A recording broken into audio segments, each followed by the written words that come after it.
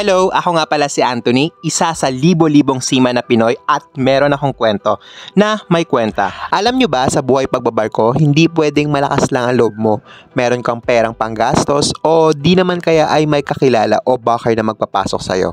Dapat meron kang sapat na experience at skills para makapasok at makapagbarko. Nakaapat na pala akong kontrata as seaman. Nag-apply ako online sa website ng Royal Caribbean. I-type nyo lang sa Google or URL tab yung rclctrack.com.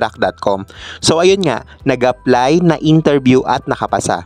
Bago ako mag-apply ay nagtrabaho ako sa Starbucks Philippines for 2 years and 6 months. Bago ko in-applyan yung barista position sa C-Track, naalala ko noon na nire-require na merong at least 1 year of experience. Kaya siguro na-qualify ako dun sa position na ina-applyan ko noon na trabaho ko na ngayon. Kaya sa mga nagtatanong at naku-curious na dapat bang may experience ka bago mag-apply ay ang sagot ay napakalaking yes at oo. Dapat merong enough experience. Bago mag-apply, merong mga qualification na nakalagay bukod sa job description. Doon mo malalaman pwede or sapat na ba yung years of experience mo. Kaya dapat bago kayo mag-apply ay magbasa muna at intindihin. Merong mga position na at least 1 year of experience kagaya nung akin at meron naman na dapat may experience sa 4 to 5 star hotel for at least 2 to 3 years. Again, qualification ay nakadepende dun sa position na ina-applyan mo at kung ilang years of experience yung kinakailangan dun sa a-applyan mo. For example, pag nag-apply kayo online ngayon sa website ng Royal Caribbean under Food and Beverage, makikita nyo tong restaurant services. Dati kasi magkakahiwalay yung assistant waiters, knock attendant at restaurant attendant. Tapos isa pa tong coffeeman under culinary. Ito yung galley attendant or steward dati. At kung mapapansin nyo, wala nang nakalagay kung ilang years of experience ang qualified.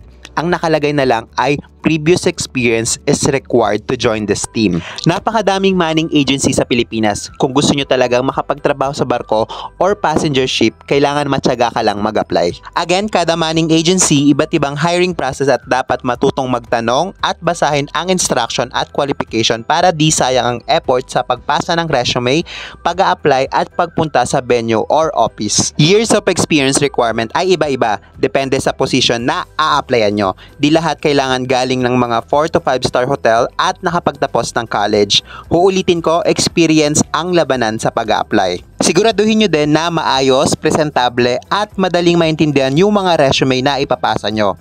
Kaya kung desidido ka na at buo na ang loob mo na pasukin ang mundo ng pagbabarko, ay maganda na meron kang sapat na experience. Hindi sapat ang may alam, dapat meron ka ding kakayahan. So yun lang, thanks for watching guys and see you on my next one. Bye bye!